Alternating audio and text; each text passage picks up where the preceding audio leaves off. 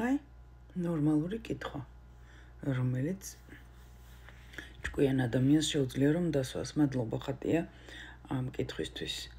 არა ბიჭო, ისინი ქმარს გაეყარე, იმას შეეყარე. კარგი რა. ეს საჭიროა თემები, ისაც ძალიან ბევრია. რაღაცა ღრმა და მნიშვნელოვან თემებზე მიყვარს საუბარი. რასაკეთებ ადამიანებისაგან მიყენებული ტკივილის შესამსუბუქებლად. აჰა, უყურეთ. პირველ რიგში. რა თქმა უნდა, ჩემი პროფესია მეხმარება ამაში, ფსიქოლოგიას, კოუჩინგს გულისხმობ. და ფსიქოლოგიური კუთხით თუ შევხედავთ ნებისმიერ ტკივილს, სულიერ ტკივილს, რომელიც გვადგება. ხო? ერთის მხრივ ეს იმ თუ მომადგა ტკივილი. ეს იმას ნიშნავს, რომ აი იმ თემაში, იმ კუთხით მაქვს რაღაცა არასრულფასოვნება შიგნით, რა მხრივ იცი? ურესურსობა, სისუსტე, მიმღებლობის ნაკლებობა და ესე იგი ამიტომ მადგება ტკივილი. და აი ამ ბოლო დროს ტკივილი ძალიან ცოტა რამე მაყენებს ტკივილს. გუშინ ჩემ სტუდენტებს ვესაუბრებოდი, რომ ფაქტობრივად ჩემი წყეინება ან შეურაცხყოფა შეუძლებელია. იმიტომ რომ მაქვს ძალიან კარგად დამუშავებული ერთის მხრივ ჩემი ბევრი სისუსტეები, მეორეს მხრივ მიღებული ჩემი თავი, ასევე ჩემივე რაღაცა არასრულფასოვნებებით. და დავფიქრდი ახლა ბოლო პერიოდში, რას მოუყენებია ჩემთვის ტკივილი. და ისევ ხო, თუ ტკივილი მადგება, ვიცი რომ ესე იგი რაღაცა მაქვს დასამუშავებელი ჩემს თავში. წინააღმდეგ შემთხვევაში ეს ტკივილი არ იქნებოდა. და პირველი რაც იყო ტკივილი, ეს იყო მამას გაუკეთეს სერიოზული ოპერაცია. და ჩემდა გასაკვირად ისე დავიძაბე, ისე ვინერვიულე, ისეთი შიში მქონდა, რომ შესაძლებელია, ხო, ეხა ასაკიანი ადამიანია, ოპერაციას უკეთებენ და გარკვეული რისკი არსებობს, ხო, ვიცით. და მიუხედავად იმისა, რომ ყველაფერმა კარგად ჩაიარა, მადლობა ღმერთს, კარგად არის მამა. აღმოვაჩინე, რომ აი ის დღე, ოპერაციის დღე და მეორე დღე, სანამ ადამიანი რეანიმაციაშია და სანამ საბოლოოდ ნათელი გახდება, რომ ყველაფერი კარგად გადაიტანა, ადამიანს არ უგავდი. და ეს უკვე ჩემთვის იყო ზარი, რომ ინგა აქ რა სისუსტე გაქვს, მოდი აბა ჩავუღრმავდეთ და მივმართოთ. ესე იგი, არ გაქვს მიმღებლობა იმისა, რომ ეს ადამიანი შეიძლება შენი ცხოვრებიდან წავიდეს, მშობელი, ხო? და დავიწყე ამაზე მუშაობა. და ესე იგი, მამა, მე აბსოლუტურად დამოუკიდებელი ვარ, უკვე დიდი ხანია. და რაიმე ესეთ ფუნქციონალურ როლს თამაშობს, რომ ან თქვა მამა მინახავს, ან მამის შეფასებას დავეძებ, არა, ხო? მაგრამ, ხო, აი როგორც, მშობელი ძალიან მნიშვნელოვანი ფიგურაა ნებისმიერი ადამიანის ცხოვრებაში, რამდენი წლისაც არ უნდა იყო. და ტანტრისა და ლილა სპეციალისტთან ვისაუბრე ამ თემაზე და ესე იგი, რას იღებ მამისგან? იღებ, მამა არის უსაფრთხოება ჩემთვის. მამა არის, ესე იგი, მშობელი არის, ესე იგი, უსაფრთხოდ ხარ, ესე იგი, დაცული ხარ, ესე იგი, რაღაც აი დიდი გეფარება, ხო? ფარია, ამ დროს ეს ყველაფერი არის სუბიექტური შეგრძნება, იმიტომ რომ მე თვითონ ცხოვრებას ძალიან ვუმკლავდები. თუმცა მნიშვნელოვან კულმინაციურ მომენტებში, რა თქმა უნდა, მამას დიდი როლი უთამაშია ბოლო პერიოდშიც. Anyway, ხო, ლილოლოგმა და ტანტრისტმა სპეციალისტმა მითხრა, რომ ესე იგი უსაფრთხოება და გონია, რომ მამის გავლით იღებ დაცულობის შეგრძნებას და რომელიც რომ პირდაპირ უნდა გქონდეს ღმერთისგან ადამიანს და შესაბამისად გეშინია რომ თუ მამა დაკარგე, ესე იგი ამ დაცულობას დაკარგავ და ამ ხრივ იმუშავეო.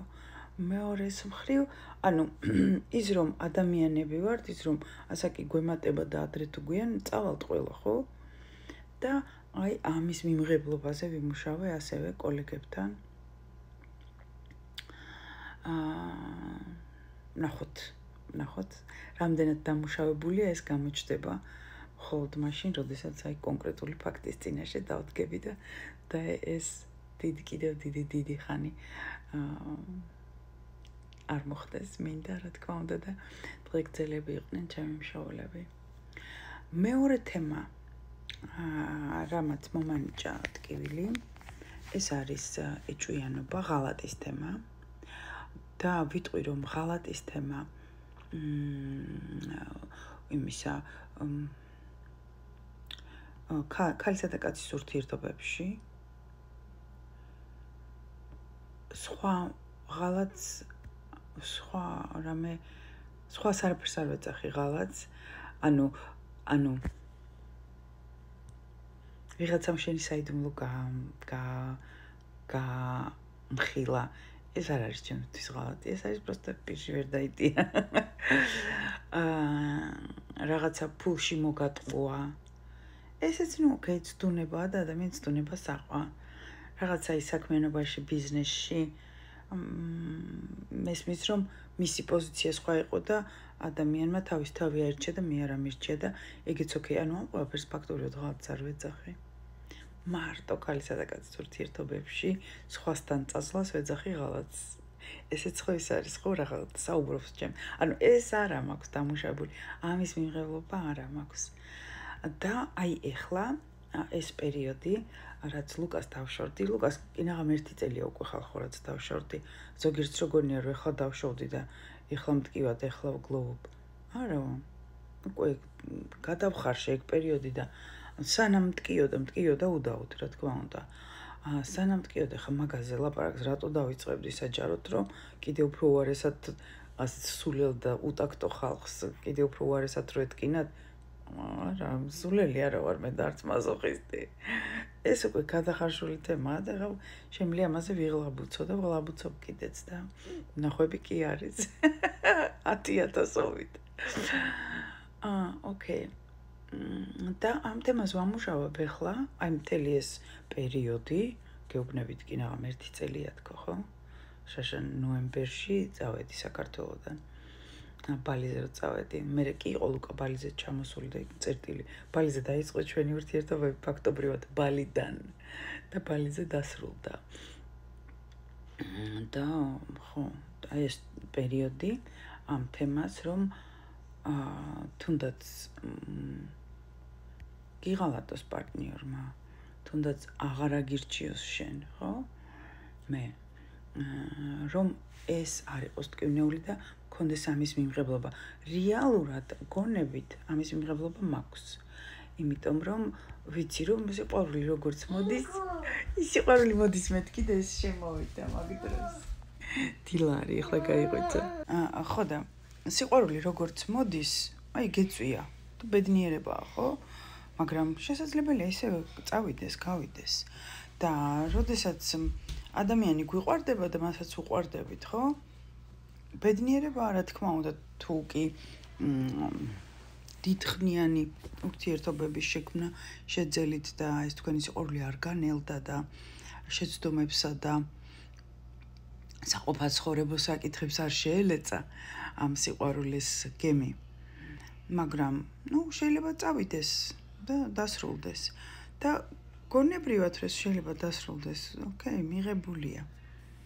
მაგრამ აი შიგნით ქვეცნობიერად ამაზე სამუშაო მაქვს.